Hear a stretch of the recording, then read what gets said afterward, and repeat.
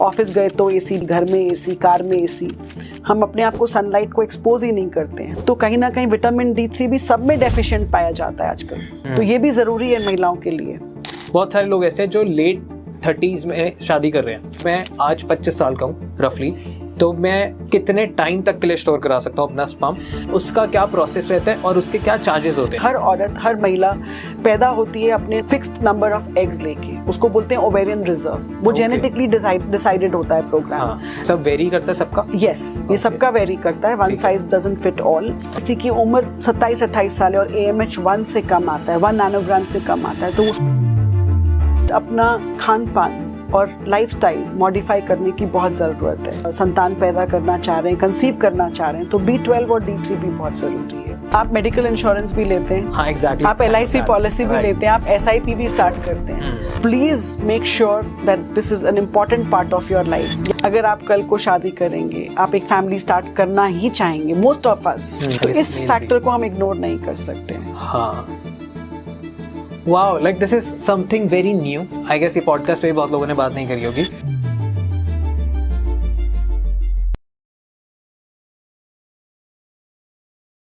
Hello ma'am, welcome to Aerontalks Hindi podcast. Thank you so much.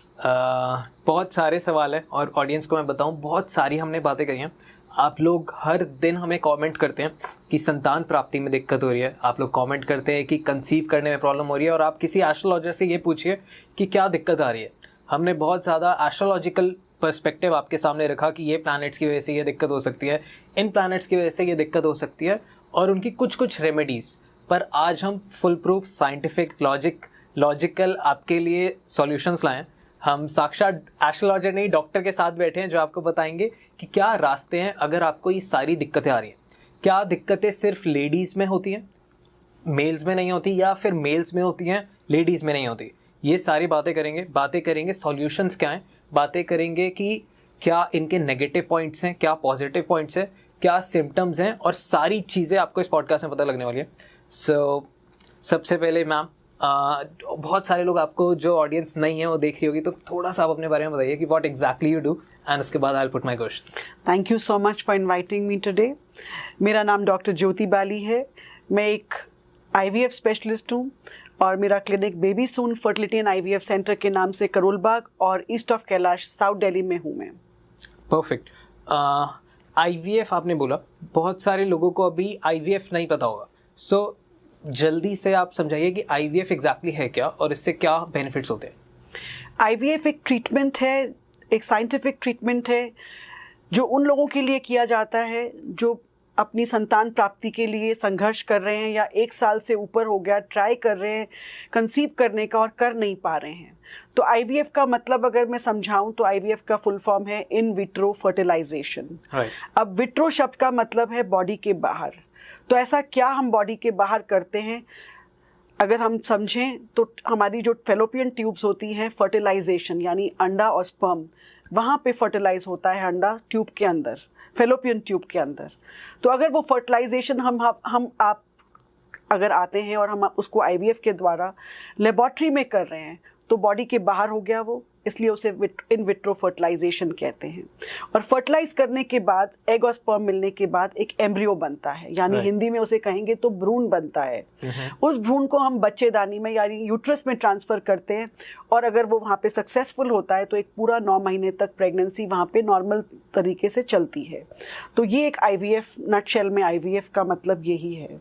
और ये उन couples के लिए किया जाता है या वो दंपति जो संघर्ष कर रहे हैं, जिस किसी की ट्यूब ब्लॉक निकलती है या किसी मेल में स्पर्म फैक्टर्स कम है नॉर्मल से, या फिर कोई और समस्या है, अंडे कम बन रहे हैं या बहुत टाइम हो गया ट्राई करते वक्त कोई कारण नहीं मिल रहा है इनफर्टिलिटी का, जैसे हम अनएक्सप्लेन इनफर्टिलिटी कह देते हैं। बहुत सारे ऐसे कारण बनते हैं जिसके लिए IVF एक ट्रीटमेंट ऑप्शन निकल के आता है सामने, और बहुत अच्छा विकल्प निकल के आता है। Perfect. Now you have to look at me and talk. हम एक डिस्कशन करते हैं। सो इज इट लाइक कि एक हस्बैंड वाइफ आते हैं एंड उनमें से किसी को कोई ना कोई इशू होगा कि वो नेचुरल प्रोसेस से नहीं हो पा रहा, राइट? यहाँ तक उसके बाद फिर वो आपके पास आते हैं एंड फिर आप लोग टेस्ट करते हैं। तो वो टेस्ट क्या होते हैं? बहुत सिंपल टेस्ट हैं। जब भी कोई दंपति या कपल हमारे पास आके पूछते हैं कि मैम हम कहाँ से शुरुआत करेंगे, तो मैं ये कहती हूँ कि अक्सर कई बार लेडीज़ जो है वो अपनी मदर इन लॉ या अपने घर में किसी भी और महिला के साथ आ जाती हैं, बट सबसे पहला टेस्ट जो ज़रूरी है वो है पुरुष का टेस्ट, सीमेन एनालिसिस। सिर्फ ये कह देना कि वो स्त्री बांझ है या वो कंसीव नहीं कर पा रही है, प्रॉब्लम हमेशा एक लेडी की तरफ उंगली उठाई जाती है या उसी से सब लोग पूछते हैं कब गुड न्यूज़ दे रहे हो। कभी अपने बेटे से भी पूछिए, जिम्मेदारी तो दोनों की है, तो बच्चा तो उन दोनों के साथ होगा ना, एक से तो नहीं हो सकता है। तो पुरुष को साथ आना चाहिए और सबसे पहला टेस्ट जो होगा वो होगा सीमेन एनालिसिस। उसके बाद उस महिला का अल्ट्रासाउंड करके हम लोग ओवरीज देखेंगे, यूट्रस देखेंगे, और ओवरी में खास करके एंट्रल फॉलिकल काउंट यानी ओवरी में अंडा बनाने की क्षमता देखी जाती है, और एक blood test AMH, anti Mullerian hormone. ये बेसिक टेस्ट देखने के बाद आप एक निष्कर्ष पे पहुंच जाते हैं कि इसमें क्या ज़रूरत है, क्या कर सकते हैं। और एज बहुत इंपॉर्टेंट होती है, स्पेशली महिला की एज। तो एज आपके सामने है, टेस्ट की रिपोर्ट्स आपके सामने हैं, और शादी को कितने साल हुए हैं, और भी कोई प्रॉब्लम है, कोई और एडेड फैक्टर है वहाँ पे, तो वो भी आप देख सकते हैं, और उसके बाद आप एक ट्रीटमेंट प्लान दे सकते हैं उस कपल को। Okay, so let's go slow. मैं इसको ऐसे लेके चलता हूँ कि लोग समझ पाएँ बहुत अच्छे से। मेरी शादी नहीं हुई है, बट हम सपोज करते हैं हाइपोथेटिकल सिचुएशन कि मैं अपनी वाइफ के साथ आपके पास आता हूँ। अब सबसे पहले मैं थोड़ा सा वाइज हूँ, मैं थोड़ा सा इंडियन सोसाइटी से हटके हूँ, तो मैं खुद अपनी वाइफ को लेके आता हूँ। Very nice. हम वो सिनारियो से थोड़ा स्किप करते हैं कि मेरी वाइफ आने में डर रही है या मेरे को बताने में डर रही है और छुपके छुपके वो मेरी मम्मा के साथ जा रही है। इस सिनारियो से हटके हम लेते हैं कि दो कपल्स आपके पास आए, मैं और मेरी वाइफ आपके पास आए। सो सबसे पहले आप मेरे को कहोगे कि मेरा सीमेन टेस्ट होगा, राइट? अब उसमें उसका क्या प्रोसेस रहता है और उसके क्या चार्जेस होते हैं? इन जनरल आप वेगली चार्जेस बता सकते हो जो नॉर्मली होते हैं? बिल्कुल। देखिए, आप अगर मेरे पास आते हैं तो मैं आपसे यही कहूंगी कि पहले सिर्फ आपका ब्लड ग्रुप मुझे मालूम होना चाहिए, नहीं तो वो हाथ के हाथ वहीं भी हो जाएगा। 4 टेस्ट हम एडवाइस करते हैं, HIV, hepatitis B, hepatitis C और VDRL यानी वायरल मार्कर्स। ये इसलिए करवाते हैं कि लैब में जो पर्सन काम कर रहा है, बाकी पेशेंट्स का भी होता है, तो किसी को अगर कोई इन्फेक्शन है तो उसके लिए हम एक्स्ट्रा प्रिकॉशन ले सकें और कहीं कोई कंटामिनेशन ना हो और किसी को ट्रांसफ़र ना हो ये इन्फेक्शन। तो इस बात की एहतियात रखनी ज़रूरी होती है। तो ये 4 टेस्ट करा के इनकी रिपोर्ट साथ के साथ 20 मिनट्स में हमारी लैब से रिपोर्ट मिल जाती है। लैब की रिपोर्ट आने के बाद आपको एक रूम दे दिया जाएगा, आप सीमेन सैंपल के लिए एक बॉटल दी जाएगी, आप सीमेन सैंपल प्रोड्यूस कर दीजिए हॉस्पिटल प्रेमाइसेस में। घर से लाने का अलाउड नहीं होता है क्योंकि टेम्परेचर बहुत इंपॉर्टेंट है, टाइम बहुत इंपॉर्टेंट होता है। उसके बाद आपको लेबॉर्ट्री के अंदर हम लोग टीवी की स्क्रीन है हमारी क्लिनिक में, आपको टीवी की स्क्रीन पे हम दिखाएंगे कि आपके स्पर्म का काउंट कितना है, मोटिलिटी कितनी है और आकार मॉर्फोलॉजी कैसी है। और हमारी क्लिनिक में सीमेन एनालिसिस फ्री होता है, कोई चार्जेस नहीं है। फ्रीजिंग के मिनिमम चार्जेस होते हैं, अगर आप 6 मंथ्स के लिए फ्रीज कराते हैं तो वो डेफिनेटली अराउंड 3,000 to 5,000 रुपीज लगता है depending on the time period required. और अगर 1 मंथ के लिए तो वो 1,500 to 2,000 रुपीज है। तो सीमेन एनालिसिस अगर आप कराना चाहते हैं वो बिल्कुल फ्री है। ठीक है, सीमेन एनालिसिस तक तो हमें समझ आया। आपने कहा फ्रीजिंग, अब फ्रीज क्यों कराते हैं, क्यों कराना चाहिए और क्या ये कराना जरूरी है, कैसा? देखिए, फ्रीजिंग एक बहुत बड़ी अच्छी टेक्नोलॉजी है। सपोजिंगली कोई कपल मेरे पास आया और 100% वर्किंग मेल्स होते हैं, ज़्यादातर पुरुष काम करते हैं, तो बार बार जब उनकी वाइफ का ट्रीटमेंट हो रहा है वो नहीं आ सकते हैं, तो अगर सैंपल बिल्कुल नॉर्मल है तो हम फ्रीज कर देते हैं। वो एक बैकअप सैंपल की तरह भी काम करता है कि किसी दिन मान लीजिए कि मैंने IVF किया उस महिला पे और उस दिन पुरुष को फीवर है, उसके हस्बैंड को फीवर हो गया, या वो किसी भी इमरजेंसी की वजह से XYZ रीज़न की वजह से वो क्लिनिक में उस समय जब मुझे अंडे निकाले हमने पिकअप किया और वो अवेलेबल नहीं है क्लिनिक में, या उनकी वाइफ उस समय प्रोसीजर के थ्रू जा रही थी, स्ट्रेस इतना हो गया कि वो दे नहीं पाए सीमेन सैंपल, तो ये सारे जितने ऑप्शंस मैंने बताए ये सब अवॉइड करके अगर मेरे पास एक बैकअप सैंपल है क्लिनिक के अंदर तो यूज़ हो सकता है। तो आपको कोई टेंशन नहीं रहती है जब आप ऐसा कोई ट्रीटमेंट टेक फॉरवर्ड करते हैं, तो आप बिल्कुल निश्चिंत होकर करा सकते हैं। परफेक्ट। कैसे आउटपुट आता है? लाइक जैसे हमें पता लगता है कि या तो बिल्कुल ही कोई काम का नहीं है, या हमें पता लगता है कि कुछ चांसेस है इनको जल्दी करना चाहिए कंसीव के लिए ट्राई, या फिर मतलब आउटपुट क्या क्या आ सकते हैं इसमें? देखिए, अगर किसी महिला उसकी उम्र सिर्फ अभी 27-28 साल है, वो जनरल चेकअप के लिए I out of 1 year of marriage की भाई कंसीव करना चाह रही थी, नहीं हुआ, अभी मेल पे रहते हैं अभी, ठीक है, मेल की अगर हम बात करें, अगर हम मेल की बात करें, मान लीजिए सीमेन काउंट जो है 3 मिलियन है, 2 मिलियन है, जबकि normal parameter 15 million WHO guidelines के हिसाब से होना चाहिए। ओके। तो मैं क्यों सलाह दूंगी आपको कि आप वेट करते रहिए, आप सैंपल इमीडिएटली फ्रीज कराइए और आप अपनी वाइफ का भी साइमल्टेनियस इवैल्यूएशन देख लेते हैं कि वहाँ पे सब कुछ नॉर्मल है, तब भी हमें IVF XC करना पड़ेगा। और अगर बाई चांस भगवान ना करे वहाँ भी कोई पैरामीटर ऐसा है, AMH कम है या कोई और फैक्टर निकल के आता है, तो एडवाइस यही बनेगी कि आप बिना टाइम वेस्ट कीजिए अपनी फैमिली स्टार्ट करने का विकल्प जल्दी बनाइए। ठीक है, टाइम इम्पोर्टेंट है आफ्टर। राइट। सो अगर सपोज मैं आया, हमने टेस्ट किया कि मेरा सीमेन काउंट कितना है, तो अगर वो 13 से 17 मिलियन के बीच में तो अच्छा है। 15 मिलियन एक एवरेज कट ऑफ है, अगर उससे ऊपर है तो कोई दिक्कत नहीं है, अगर मान लीजिए उससे थोड़ा सा कम है तब भी कोई दिक्कत नहीं है, और अगर बहुत कम है या आपको 10 मिलियन से भी कम आ रहा है तो आप डेफिनेटली अपनी वाइफ का इवैल्यूएशन साइमल्टेनियसली करा लीजिए। ओके, तो दैट्स अ रेड अलर्ट कि अब स्टार्ट कर दो, सीरियसली लो इस चीज़ को। एग्जैक्टली। ओके, अब हमने ये टेस्ट किया, हमें पता लगा कि सीमेन इट्स फाइन। अब हम आते हैं जो वाइफ है मेरी, अब उस पे क्या टेस्ट होंगे, उसका क्या कमर्शियल्स रहते हैं? बहुत सिंपल है उसके लिए टेस्टिंग बिगिन करना जी। एक बेसिक ट्रांसवजाइनल अल्ट्रासाउंड डे 2 और डे 3 ऑफ पीरियड्स पे हम लोग करते हैं, just to assess the ovarian reserve. Reserve का मतलब है कि हर औरत, हर महिला पैदा होती है अपने फिक्स्ड नंबर ऑफ एग्स लेके, उसको बोलते हैं ओवेरियन रिजर्व। वो जेनेटिकली डिसाइडेड होता है प्रोग्राम। हाँ। जब वो अपनी माँ की कोख में थी, 5 महीने उनकी माँ उनसे प्रेग्नेंट थी, तभी डिसाइड हो गया। तो ये सब वेरी करता है सबका? यस, ये सबका वेरी करता है, one size doesn't fit all. Okay. तो आप असेस करने के लिए कि ओवरी में कितने अंडे दिख रहे हैं, पीरियड्स के 2nd या 3rd डे पे एक ट्रांसवजाइनल अल्ट्रासाउंड करके डॉक्टर आपको आराम से उसको असेस करके लिख सकते हैं कि कितने एग्स देखे हमने उस राइट ओवरी में और लेफ्ट में, और साथ साथ आपने यूट्रस को भी देख लिया कि कोई फाइब्रॉइड तो नहीं है, कोई और चीज़ तो नहीं है वहाँ पे, और आपने एक बार एग्जामिन कर लिया। उसके बाद आप आते हैं एक ब्लड टेस्ट पे, AMH, anti Mullerian hormone. Anti Mullerian hormone is a blood test for a woman which will tell you कि भाई इस टाइम पे अंडे बनाने की क्षमता आज की डेट में हमारी कितनी है। ठीक है। इसकी रेंज जो हम देखते हैं नैनोग्राम पर ml में देखते हैं, लेबोरेटरी से, अच्छी लैब से ये टेस्ट होना चाहिए, और ये महीने के किसी भी दिन करा सकते हैं। अगर पेशेंट हमने 2nd या 3rd डे ऑफ पीरियड देखा है तो उसी समय भी करा सकते हैं। परफेक्ट, बेटर वही रहेगा।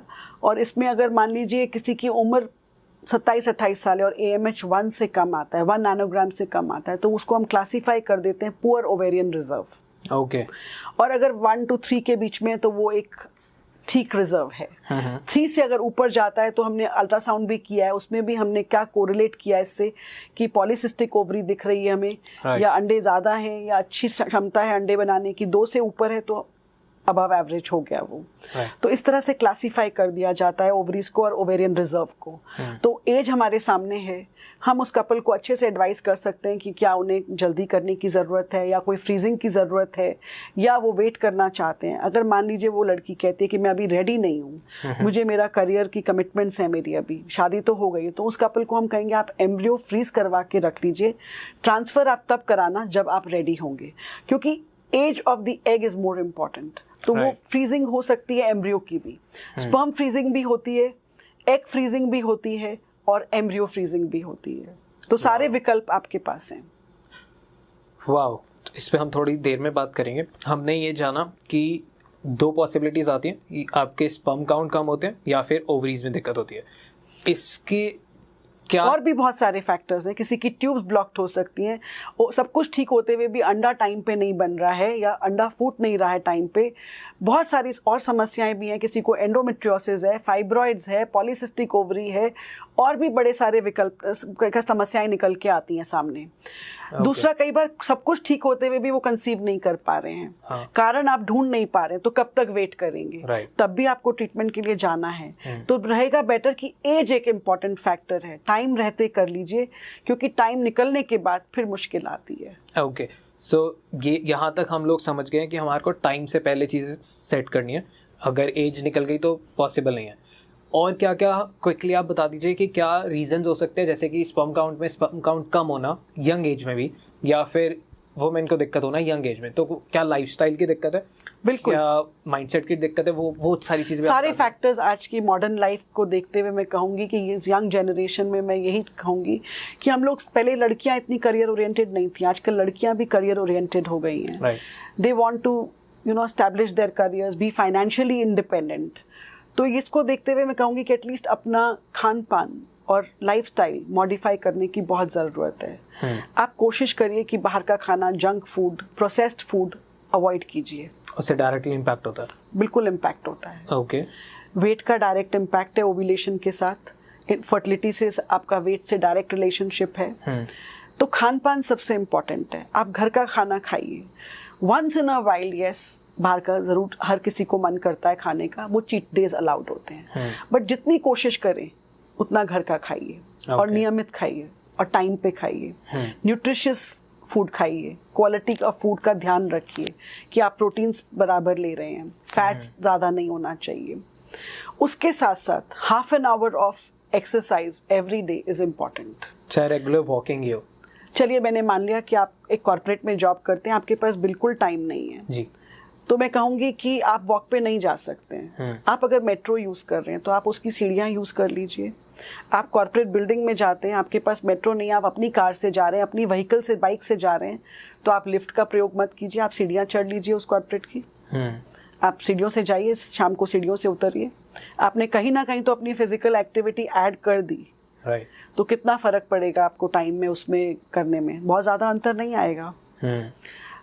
आप अपने डेली शेड्यूल के अंदर ही ऐड कीजिए कि आप उतने नंबर ऑफ स्टेप्स चल पाएँ। 10,000 स्टेप्स अगर आप वॉच लगाते हैं, मोबाइल पे फॉलो करते हैं, तो ज़रूरी नहीं कि बहुत लंबे पार्क में जाना है या कहीं हमें स्पेशल जाना है वॉक पे। आप छोटे से 10 बाय 10 के कमरे में भी वो स्टेप्स पूरे कर सकते हैं। राइट। आप चेयर एक्सरसाइजेस कर सकते हैं।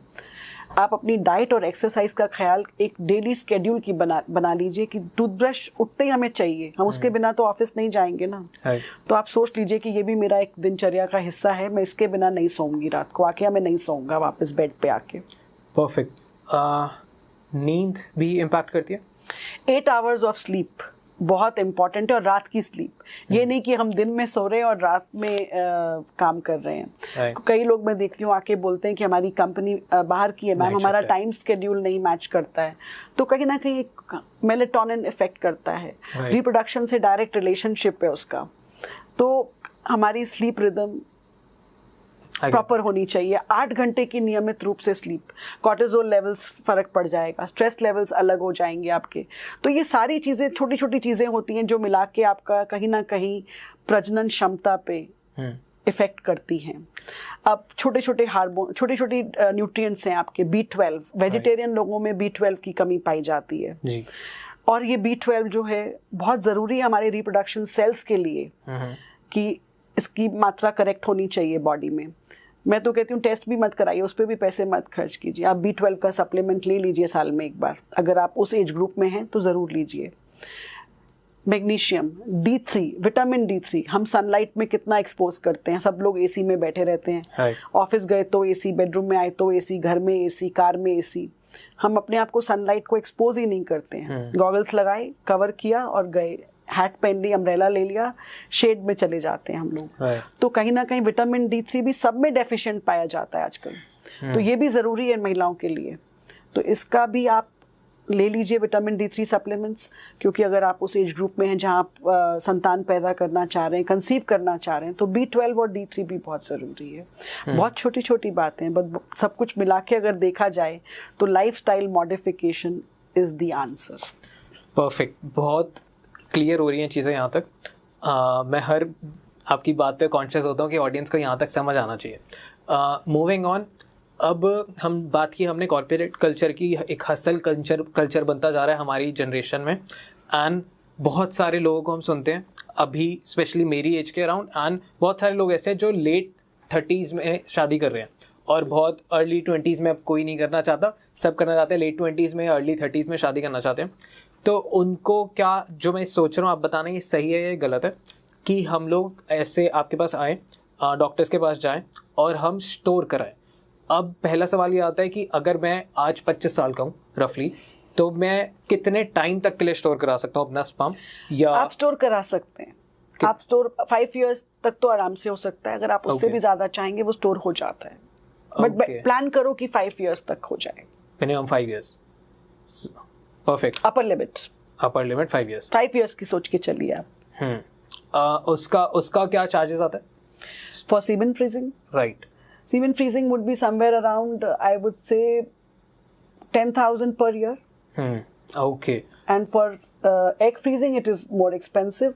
That comes to 5,000 per month. But we offer EMI facilities and loan on those egg freezing cycles. We offer loan.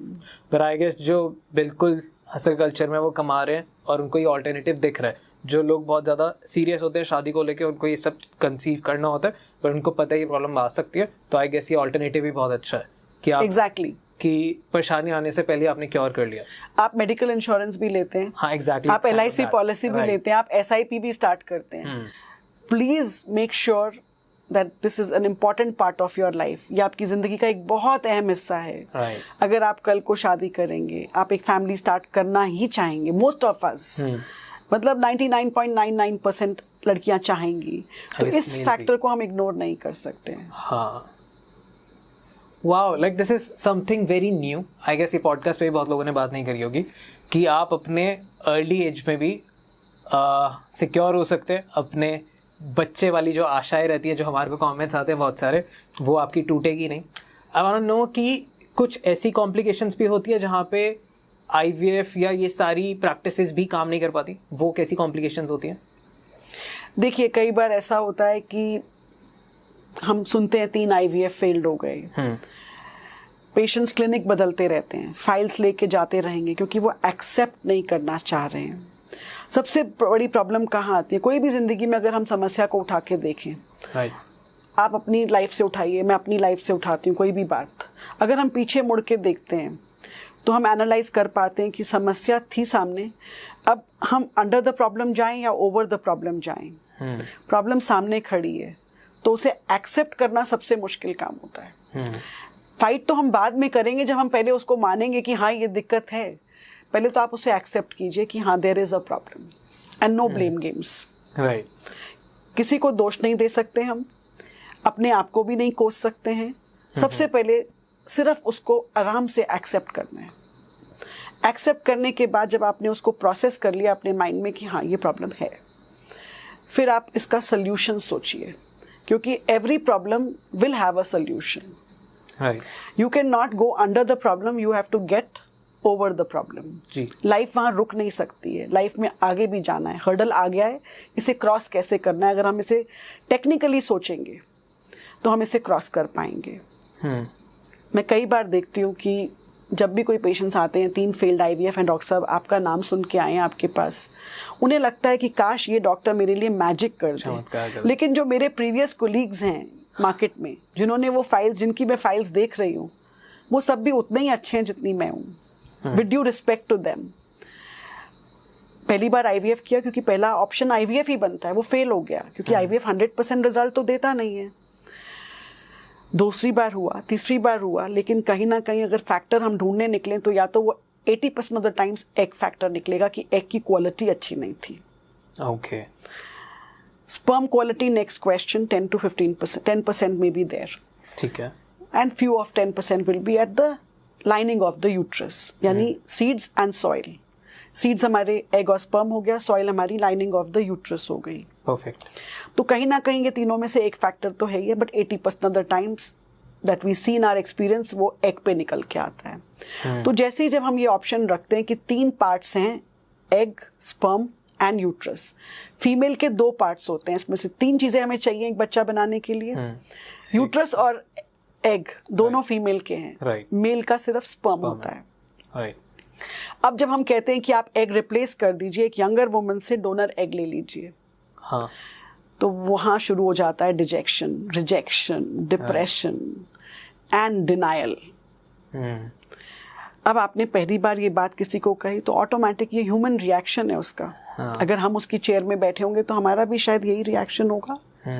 बहुत स्वाभाविक है. वो उस पेशेंट ने दोबारा आपको फ़ोन नहीं किया, आप अपनी टीम से कॉल कराइए कि मुझे दोबारा मिलना है आपसे. फिर आप एक डॉक्टर की तरह मत बात कीजिए उससे. फिर आप एक सोसाइटी में ह्यूमन बीइंग की तरह उससे बात कीजिए, उसे बुला के उसे ऑफिस की जगह दूसरे काउंसलिंग रूम में थेरेपी भी देनी पड़ेगी साथ, बिठा के बोला जाए कि किसी का अगर हाथ कट जाए, या कई बार मेरे पास पेशेंट्स आते हैं जो कि दूसरी कम्युनिटी से होते हैं जहाँ ये एक्सेप्टेबल नहीं है एज पर देयर रिलीजन. तो मैं उन्हें यही कहती हूँ कि अगर किडनी फेल हो जाए, भगवान ना करे, तो आप क्या करेंगे? किडनी बोरो करेंगे ना, किसी की तो लेंगे आप किडनी? हाँ मैम बिल्कुल लेंगे। तो मैंने कहा सोच लो ओवरी फेल हो गई इस लेडी की, तो आप अंडा क्यों नहीं लेना चाह रहे हैं फिर? इसमें मजहब कहाँ आ गया? इसमें हमारा रिलीजन ये थोड़ी कहता है किसी इंसान को कि अगर आप पैदा हुए तो आप अपनी ये इच्छा पूरी मत कीजिए। बिल्कुल कीजिए जब ऑप्शन है आपके पास।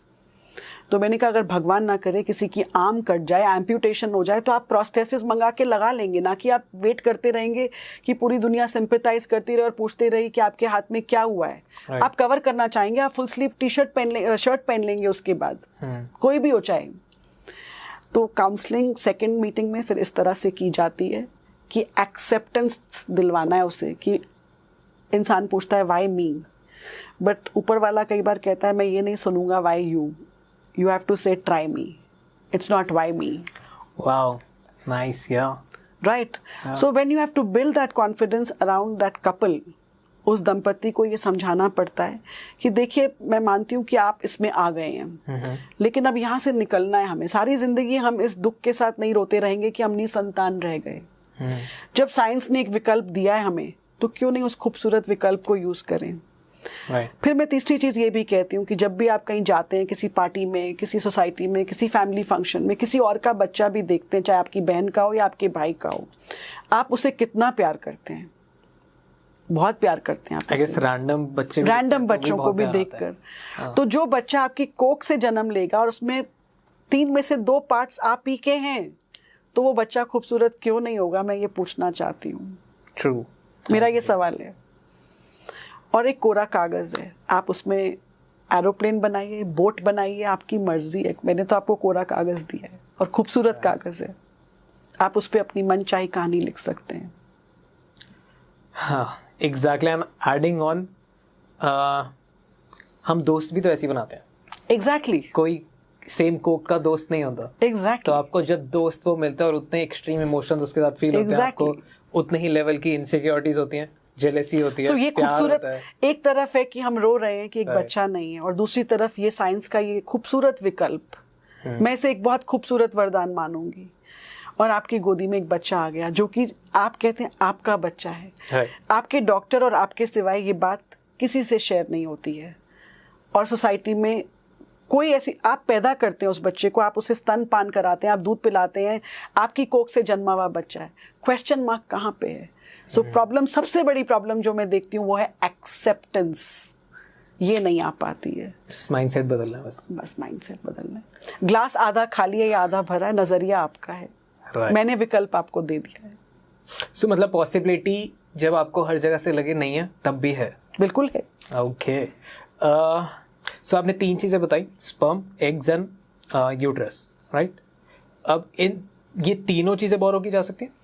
यस। Okay. जब एग रिप्लेस करते हैं उसे डोनर एग कहा जाता है, फिर स्पर्म रिप्लेस करते हैं तो डोनर स्पर्म कह दिया जाता है, और जब हम यूट्रस रिप्लेस करते हैं कि एग और स्पर्म पेशेंट का है, जो कपल है उसका है, लेकिन यूट्रस हमने किसी दूसरे की ली, यानी किराए की कोख, उसे हम सरोगेसी कहते हैं। ओके, लेकिन अब ART लॉ के तहत इंडिया में कुछ लॉ है जो हमें फॉलो करना है, कि उसमें आप काफ़ी चीज़ें आती हैं उस सरोगेसी लॉ के अंडर, कि एज क्या होनी चाहिए कपल की, उसके बाद उनका पहले कोई बच्चा नहीं होना चाहिए, वो पहली बार माता पिता बनना चाह रहे हैं, और पहले कोई बच्चा सरोगेसी से नहीं हुआ हो, या कोई भी बच्चा नहीं होना चाहिए पहले, और मैरिड कपल हो। वो सारे लॉज के अकॉर्डिंग परमिशन लेनी पड़ती है ART बोर्ड से, लॉयर के थ्रू पूरा कॉन्ट्रैक्ट बनता है सरोगेट मदर के साथ, और उसके बाद ये पूरा IVF साइकिल किया जाता है, जिसमें इनके एम्ब्रियोज यानी इनका एग और स्पर्म किसी दूसरी महिला के यूट्रस में डाला जाएगा, और जो बच्चा होगा वो इनका होगा legally. Perfect, will talk about surrogacy आगे थोड़ा। अभी IVF पे रहते हैं। आपने बताया, जब हम अभी थोड़ा सा पीछे आते हैं, कि जब हम प्रिवेंट कर रहे हैं, हम लोग उसको प्रिजर्व कर रहे हैं, तो उसमें स्पर्म आपने बताया कि ज़्यादा लंबा प्रोसेस नहीं है, आप एक दिन में भी ये सारी प्रोसेस कंप्लीट कर सकते हैं। एक दिन भी क्यों, सिर्फ 1 आवर। 1 आवर में। ओवरी में आपने बताया था, एग्स में आपने बताया था कि उसमें थोड़ा टाइम जाता है, थोड़ा टाइम लगता है। और उसमें उसका क्या प्रोसेस रहता है, लाइक कितने दिन? उसका प्रोसेस, एग फ्रीजिंग के लिए प्रोसेस, पहले तो एग फ्रीजिंग किसको करानी चाहिए? जी हाँ, एग फ्रीजिंग उन लड़कियों के लिए है जो अभी शादी नहीं करना चाह रही हैं, हाँ, डिले करना चाहती हैं मैरिज, या फिर उनको राइट पार्टनर नहीं मिला है, करियर में कोई दिक्कत है, या जो भी रीज़न उनके अपने पर्सनल रीजंस भी कोई अगर हैं, और unfortunately cancer patients, cancer treatment embark करने से पहले आप एक इनफर्टिलिटी स्पेशलिस्ट से मिलकर, क्योंकि आजकल कैंसर ट्रीटमेंट्स में कई बार लाइफ स्पैन बहुत अच्छा निकल के आता है, बहुत ट्रीटमेंट अच्छा हो जाता है, तो आप रेडिएशन कीमोथेरेपी लेने से पहले अपने एग्स फ्रीज करने की बात जरूर कीजिए. Same for males also. Any cancer treatment, freeze your semen sample. It is just a 1 hour job. So for females, I was coming to your question कि लड़कियों के लिए जब हम करते हैं एग फ्रीजिंग की बात, तो उन्हें 10 से 12 दिन हार्मोनल इंजेक्शंस लेने होते हैं. उसके बाद ये पिकअप का प्रोसीजर हो जाता है जिसमें बॉडी पे कोई कट या टाँका नहीं आता है. एनेस्थीसिया, शॉर्ट एनेस्थीसिया दिया जाता है. हॉस्पिटल में 3.5-4.5 घंटे रहना पड़ेगा. आप एक दिन का टाइम लगा लीजिए, सुबह से दोपहर तक लग जाता है, और शाम को आप घर जा सकते हैं और ऐसी कोई समस्या आती नहीं है. एक्सपर्ट हैंड्स में ये प्रोसीजर बिल्कुल सेफ है. ओके, आपने कहा हार्मोन्स इंजेक्ट किए जाते हैं, वो सेफ रहते हैं या उसका कुछ बिल्कुल सेफ है. 1% 1 kg body weight gains for some women and mood swings किसी में होते हैं, और दोनों टेम्पररी हैं. आफ्टर द पीरियड्स आने के बाद बिल्कुल ठीक हो जाता है. लॉन्ग टर्म में कोई इम्प्लीकेशन नहीं है. Okay, perfect.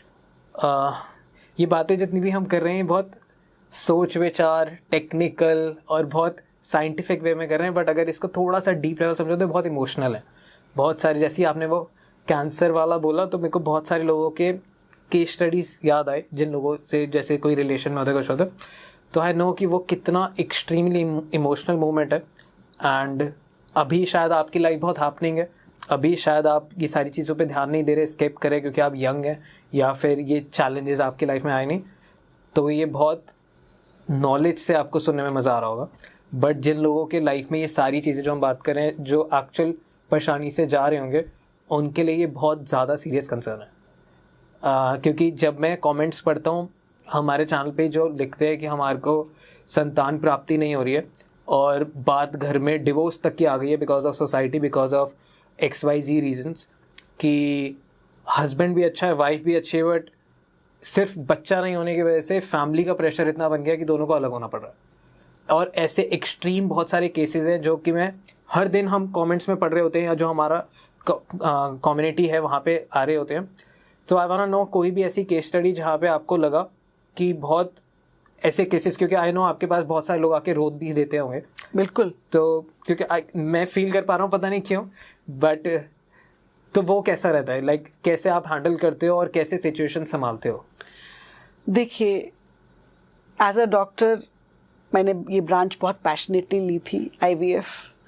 तो इसमें आपको लोगों के इमोशंस, कई बार क्या होता है, सबसे बड़ा डिफ़िकल्ट काम है इनफर्टिलिटी में कि आपको ये समझना है कि सामने वाला पेशेंट नहीं है बाय डेफिनेशन. रीज़न कि ना तो वो फिजिकली बीमार है ना मेंटली बीमार है, उसकी जो समस्या है वो दिखाई नहीं दे रही है, वो सिर्फ इमोशनल भी, तो सबसे ज़्यादा तो इमोशनल है वो. अगर किसी की ट्यूब ब्लॉक है तो उसे तो आप बताएंगे नहीं, तो उसे पता कैसे चलेगा? टेस्ट किया है तो बता दिया, उसे कोई सिम्टम तो नहीं हो रहा ना. वो तो एक बच्चे की चाह से आपके पास आए हैं कि एक चाह है कि एक बच्चा होना चाहिए घर में. That is a time when they visit you. So it is more, I feel that there's an emotional burden there more than any physical ailment there. तो इनके साथ हमेशा हमें बात जो करनी होती है वो ऐसे ही करनी होती है कि भाई, अगर मान लीजिए मेरी बहन सामने बैठी होती तब मैं क्या करती, या मेरा कोई नियर एंड डियर वन होता तब मैं क्या समझाती. तो मेरी काउंसलिंग जो रहती है पेशेंट्स के साथ वो एग्जैक्टली ऐसे ही रहती है जो मैंने अभी इससे पहले आपको बताया. ग्रेट, बहुत सारे अच्छे कस्टमर्स, हैप्पी क्लाइंट्स होंगे आपके पास. डेफिनेटली, इतने लोगों की ब्लेसिंग्स के बिना तो यहाँ तक आना मुश्किल था. राइट. कैसा फील होता है जब वो पूरा प्रोसेस कंप्लीट होता है और जब बच्चा सामने होता है, आपके हाथ में बच्चा होता है, तो लाइक ऐसा लगता है जैसे कि शायद ऊपर वाले ने कुछ अपना काम था जो वो खुद नीचे आके नहीं कर सकता है, तो शायद उसने हमें बनाया, ये उसने ये शफा हमारे हाथ में दी. Right. We are God's chosen ones, I feel. Wow. हाँ, थोड़ा मैं खुश हूँ कि मैं थोड़ा सा योगदान दे पा रहा हूँ इस चीज़ में. ओके, मूविंग ऑन, थोड़ा सा और साइंटिफिक आते हैं. कितना प्रोसेस रहता है, क्या रहता है, और एक सबसे बड़ी चीज़ कि एज ग्रुप, कि कौन सी एज के बाद रेड अलर्ट आना स्टार्ट हो जाता है कि ये सारी चीज़ें हार्म करेगी. कि बहुत सारे लोग काम में शादी भी कर लेते हैं बट स्किप करते रहते हैं, कि उनके सपने होते हैं ट्रैवल करना है, उनको कुछ करना है, उनको कुछ करना है, सब कुछ कीजिए. हाँ, बेसिक टेस्ट करा लीजिए बस. सो इट्स की ओके, कौन से एज के बाद रेड अलर्ट आ जाता है कि आपको? For women, I would say don't cross your 35th birthday without having your eggs frozen if you're not planning a pregnancy. And for males, I would say कि at least one basic semen analysis test, you should get it done as soon as possible. कोई भी as हो। Okay, ये सारी चीज़ें naturally cure हो सकती हैं? जैसे कि डाइट से, या जैसे कि किसी कुछ चीज़ें बहुत फ़र्क पड़ता है डाइट का, एक्सरसाइज का, बट अगर जेनेटिकली एग रिजर्व कम है तो वो तो चेंज नहीं होगा। क्वालिटी ऑफ एग्स वो आपके और मेरे हाथ में नहीं है, but generally speaking diet has a big role. Right, okay. एक टैबू क्वेश्चन है थोड़ा सा, वो इसलिए ही आ रहा है दिमाग में क्योंकि मैंने बहुत सारे लोगों के कमेंट्स पढ़े हैं, उन लोगों के कमेंट्स के थ्रू ही इमोशन समझे। तो and I want to know your take on this कि शादी से पहले लोग कुंडलियां मिलाते हैं, शादी से पहले लोग मैच मेकिंग करते हैं, बहुत सारे लोग इंटरव्यूज करते हैं, फैमिलीज के इंटरव्यूज वगैरह सब कुछ होता है। बट क्या शादी से पहले जो भी अरेंज मैरिजेस हो रही हैं या फिर लव मैरिज हो रही है, उनको टेस्ट करा लेनी चाहिए? मैं ये पूछ क्यों रहा हूं, मैं ये भी बताता हूँ, क्योंकि बहुत सारे लोगों का शादी के बाद आई थिंक आने वाला टाइम यही होगा। ओके, आने वाला टाइम, अभी तो नहीं है हमारी सोसाइटी में ये, बट मैं थैलेसीमिया के लिए मैंने कुछ टाइम पहले ज़रूर एक वीडियो अपनी क्लिनिक से रिलीज़ किया था कि कुंडली मैच करने की बजाय देख लीजिए कि आप दोनों थैलेसेमिक माइनर ना हो। क्योंकि कई बार ऐसे पेशेंट्स आए जब हमने देखा कि एक बच्चा थैलेसीमिया से ग्रस्त है, काश पहले टेस्टिंग करा लेते। पढ़े लिखे लोग पढ़ी लिखी फैमिलीज में भी नहीं कराते हैं, तो ये मैंने एक बार पहले वीडियो बनाया था इस पे। बट आपका क्वेश्चन बहुत अच्छा लगा मुझे कि आई थिंक कर लेना चाहिए, ताकि ये ना ट्रांसपेरेंसी रहती है। बहुत सारे मैरिजेस, डिवोर्सेस जो आप बता रहे थे अभी हमारी सोसाइटी में आज भी बिकॉज ऑफ दिस होते हैं। राइट। तो अगर चीज़ पहले ही क्लियर है तो आपको भी पता है कि भाई हमने शादी क्या सोच समझ के की है, और कंपेनियनशिप ज़रूरी है, या हमारा मेन गोल है कि रिप्रोडक्टिव करियर। बट हमारी शादियों में देखो, एक हम डिनाई नहीं कर सकते कि कंपेनियनशिप के अलावा फैमिली स्टार्ट करना भी बहुत ज़रूरी है। एक बच्चा होना एक शादी को चलाते रखने के लिए भी ज़रूरी होता है, इमोशनली भी ज़रूरी होता है। तो वो एक कपल पे डिपेंड करता है कि वो किस तरह से टेक फॉरवर्ड करते हैं। लोग इसलिए नहीं कराते क्योंकि वो डरते हैं कराने से कोई भी टेस्ट, कि अगर इसमें कुछ निकल आया तो क्या मैं ये रिश्ता तोड़ दूंगा, या वो छोड़ देगी मुझे। या लड़कियों के मन में भी ये डर होता है, या लड़की की फैमिली में भी, कि क्या हमने ये बता दी हिस्ट्री तो रिश्ता कैंसिल हो जाएगा। तो शायद लोग इसलिए नहीं करते हैं। आई गेस फिर जब बाद में पता चलता है तो कॉन्सिक्वेंसेस भी अच्छे नहीं होते। कॉन्सिक्वेंसेस अच्छे नहीं होते हैं। तो ये तो एक बड़ा पर्सनल टेक हो जाएगा कि man decides to get it done before he's embarking onto his marital journey, or a woman decides to get it done. A young girl can decide to get it done. But family से अगर पूछोगे तो कोई भी नहीं करवाएगा अपने बच्चों के लिए। तो सीक्रेटली आप लोग जाके करा लो अगर आप स्मार्ट ऑडियंस है डॉन टॉक्स की तो। It should be done, but yeah, it should be done. I think the generation to come is going to talk about it and get it done. I guess मैं ही कराने वाला हूँ इसके बाद। Reports डाल दूंगा आप लोगों के लिए। स्क्रीन पे रिपोर्ट्स डाल दूंगा कितना स्पर्म काउंट आया। ओके, IVF कितनी बार तक करा सकते हैं? देखिए, 3 IVF साइकिल्स या फिर 10 गुड एम्ब्रियोज अगर हम ट्रांसफर कर चुके हैं और प्रेगनेंसी नहीं आई है तो we should call it a day and stop करना चाहिए, और accept again the doctor also should not continue going on and accept it that yes we need to talk about it now, and either it is the egg quality और the sperm. You done the cycles, अगर एक ही clinic में cycles हुई हैं तो आपके पास पूरा embryology record भी है, क्लिनिकल रिकॉर्ड भी है, आपके पास सब कुछ। आप उसे बैठ के स्टडी कीजिए, एनालाइज कीजिए, रेट्रोस्पेक्टिवली देखिए कि कहाँ क्या हो सकता था, और उसके बाद एक निष्कर्ष पे पहुंचिए। मैंने पहले भी कहा कि 80% of the times it is the egg which is the culprit there, और 10% sperms, or 10% it is the lining of the uterus. So you will have an answer to this question. So आप बोरो कर सकते हैं। Okay, थोड़ा dark side समझने की कोशिश करते हैं कि आई गेस इस लाइक आई डोंट नो इस इंडस्ट्री में कैसे है, पर आई गेस हर इंडस्ट्री में बहुत गलत प्रैक्टिसेस भी होती हैं। तो इस इंडस्ट्री का क्या डार्क साइड है? देखिए, डार्क साइड तो सब जगह होता है, बट अब जो हमारा ART लॉ भी है, सब कुछ है, स्ट्रीमलाइन हो गई हैं चीज़ें, स्टैंडर्डाइज्ड हैं प्रैक्टिसेस, तो मैं नहीं समझती हूँ कि कोई ऐसी चीज़ होनी चाहिए, बिकॉज बहुत सारा पेपर वर्क है, PNDT के साथ फॉर्म फिलिंग है, ट्रांसपेरेंसी हम रखते हैं, and I think there should be now nothing left on to this after the ART law.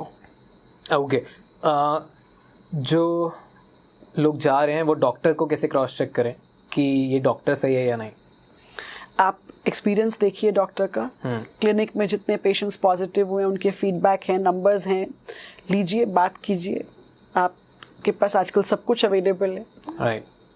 But please याद रखिए कि आईवीएफ किसी भी क्लिनिक में 100% सक्सेस नहीं देता है, चाहे वो अमेरिका हो, लंदन हो या इंडिया हो। सो आईवीएफ का रिजल्ट जो है समझ के करिए कि किसी पेशेंट के, अगर मान लीजिए वो 30 साल की महिला है और उसके अगर 6 एम्ब्रियोज बने हैं तो उसके पास 2 अटेम्प्ट्स हैं, अगर डे 3 के एम्ब्रियोज हैं, 3-3 करके हम डालते हैं डे 3 पे, और वही दूसरी महिला है 30 साल की, उसके सिर्फ 2 एम्ब्रियोज बने हैं तो उसके पास एक ही चांस है, और जिसके 6 थे उसके पास 2 चांसेस हैं, तो उसको 2 बार चांस मिलेगा डालने का। 50% चांस होता है हर बार जब हम एम्ब्रियो ट्रांसफर करते हैं, और सेकेंड टाइम भी जब डालेंगे तो सेम चांस है। Okay, so this is how an IVF cycle works. It is 50 to 60% success पर एम्ब्रियो ट्रांसफर। पिकअप से इसका संबंध नहीं होता है। अंडे की क्षमता तो डॉक्टर नहीं चेंज कर सकता, आपकी ओवरी की जो अंडे बनाने की क्षमता है या ओवेरियन रिजर्व है, तो वो तो जैसा है वैसा ही रहेगा। सो आईवीएफ का रिजल्ट बहुत डिपेंडेंट है आपके इन पैरामीटर्स के ऊपर, तो ये हमें समझ के करना चाहिए, और एक डिस्कशन काउंसलिंग में डॉक्टर के साथ जरूर क्लियर होना चाहिए, सबको क्लियर होना चाहिए। परफेक्ट। इस प्रोसेस में कितना टाइम जाता है? किस आईवीएफ प्रोसेस में? IVF process is exactly what I told you कि 10 से 12 दिन हार्मोनल इंजेक्शंस लगते हैं, उसके बाद पिकअप होता है। पिकअप के बाद अगर हम फ्रेश ट्रांसफ़र कर रहे हैं तो वो 3 दिन के बाद या 5वें दिन के बाद हो जाता है, और अगर डॉक्टर का डिसीजन है कि इस साइकिल में हम ट्रांसफ़र नहीं करेंगे तो एम्ब्रियोज फ्रीज कर दिए जाते हैं। 1 महीने के गैप के बाद आप फ्रोजन एम्ब्रियो ट्रांसफ़र साइकिल ले लेते हैं। ओके। आईवीएफ का बहुत सारे लोगों को सारी चीज़ें समझ आई हैं, सबको समझ आ गई टेस्ट के कितने पैसे लग रहे हैं, हमें कराना चाहिए नहीं कराना चाहिए। जिन लोगों को कोई अभी प्लानिंग नहीं है, सोचा भी नहीं, अब उनका भी बहुत सारा लोगों को ट्रिगर होगा कि हम प्रिजर्व तो करा ही लेते हैं, और बहुत सारी चीज़ें वो और जानेंगे, सारी चीज़ें समझेंगे। इसमें खर्चा कितना आता है, लाइक कितना कॉस्ट होता है? ये बड़ा अच्छा सवाल है। आईवीएफ देखो टेक्नोलॉजी है, बहुत सारे लोग इन्वॉल्व होते हैं इसमें, डॉक्टर है, पूरा स्टाफ है, टीम है, एम्ब्रियोलॉजिस्ट है, लैब की मेंटेनेंस है। डेफिनेटली टेक्नोलॉजी की एक सबको मेंटेन करने के लिए कॉस्ट आती है। अब इतने सारे पैकेजेस लोग फ्लोट कर देते हैं, हम भी करते हैं, बट एक बेसिक कॉस्ट तो कोई भी उसके नीचे तो नहीं जा सकता है। ओके। तो डेफिनेटली हमारा अपना खुद का अगर आईवीएफ सेंटर है, आप कॉर्पोरेट में जा रहे हैं तो वहाँ पे तो टारगेट्स होंगे, सब कुछ होगा, और जितना बड़ा सिस्टम उतने बड़े खर्चे। So doctor own clinics I think हमेशा बेटर रहती हैं कॉर्पोरेट से, और जहाँ पे वो डॉक्टर की खुद की क्लिनिक है, of course that is better. I would certainly support doctor run clinics. Perfect. कितना estimated amount? Estimated amount goes from minimum 130 to 2 lakhs.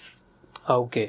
It will depend upon lot of things कि 1,30,000। देखिए बिल्कुल समझ लेते हैं, अगर मैं आपको बड़े सिंपल शब्दों में समझाऊं, 2 प्रोसीजर्स होते हैं लैब के अंदर। एक होता है अंडों का निकालना यानी ओवम पिकअप, और उसको लैब में भ्रूण बना के वापस ट्रांसफर करना यानी एम्ब्रियो ट्रांसफर जी। ये पूरा काम लैब का है। हाँ। 10 से 12 दिन जो इंजेक्शंस चल रहे हैं उस पे एमआरपी लिखा हुआ आता है। ठीक है। वो आप केमिस्ट से लेते हैं या सेंटर से लेते हैं, वो कॉस्ट तो आएगा ही आएगा।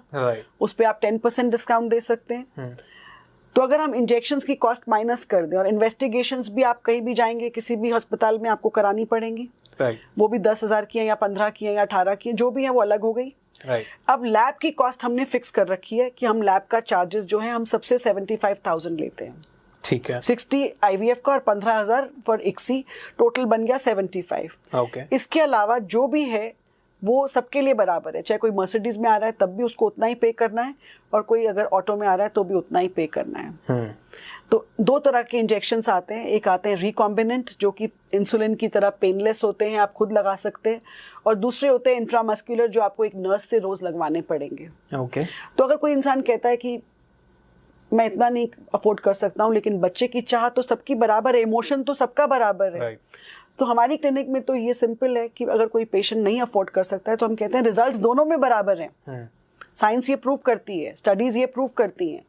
तो आप इंट्रामस्कुलर ले लीजिए, अगर आप हमारे सेंटर के पास रहते हैं, हम फ्री में रोज़ शाम को आपको लगा देंगे।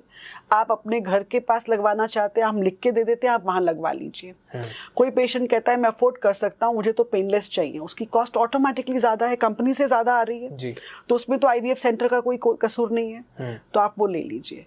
तो लैब के चार्जेस हमने सबके लिए बराबर कर दिए, और उस पर भी अगर किसी को दिक्कत है तो हम टाइम दे देते हैं कि आप 3 महीने में पे कर दीजिए या 2 महीने में कर दीजिए, बट नो इंटरेस्ट चार्ज। किसी को और भी ज़्यादा दिक्कत है तो हमारे पास कंपनीज का टाई अप है जो बिना पेशेंट से इंटरेस्ट लिए आपको EMI कर देती है, 1 ईयर का EMI ले लीजिए, बट प्रोवाइडेड आपका सिविल स्कोर ठीक होना चाहिए, ऑफ कोर्स वो तो देन आपको वो लोन मिल जाता है। तो अगर मैंने मिनिमम एक एवरेज लगा लीजिए 1.50 का, तो 1 साल में अगर आपको 50 आपने पे कर दिया, 1 लाख की आपने EMI करा दी, तो 1 महीने में आपकी कितनी EMI गई? 1 लाख को आप 12 में डिवाइड कर दीजिए, या 10 में भी किया तो 10,000 हो गई, 12 में किया तो 9,000 समथिंग बनेगी। तो पर मंथ आप इतना अगर पे कर रहे हैं तो आई थिंक ये डूएबल हो जाता है फिर। Great, okay. सरोगेसी पे आते हैं, उसका क्या प्रोसेस रहता है? और सरोगेसी 2021 ART लॉ के बाद डेफिनेटली एक थोड़ा सा अभी इस्टेब्लिश होने में लग रहा है टाइम।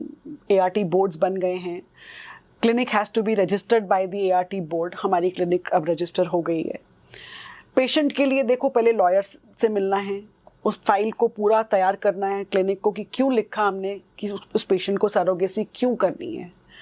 जस्ट बिकॉज आप आ गए क्लिनिक, हाँ, just because you don't want to carry a child, ma'am surrogacy कर दीजिए, वो ऐसे ऑन डिमांड तो अब नहीं हो सकता है। पहले होता था, पहले हो जाता था, अब नहीं हो सकता है, क्योंकि हमारी कंट्री का ये लॉ है and you have to respect the law of the land. Of course अब लॉ ये कहता है कि भाई जेन्युइन केसेस होने चाहिए, इंडिकेशंस होनी चाहिए, आपकी वो एज 50 से कम होनी चाहिए, आप दोनों पार्टनर्स की एज इतनी होनी चाहिए, उसके बाद आपका कोई भी बच्चा नहीं है पहले, और इस बार अगर डॉक्टर ने सरोगेसी लिखा है तो क्यों लिखा है, आप उसका कारण एक्सप्लेन कीजिए।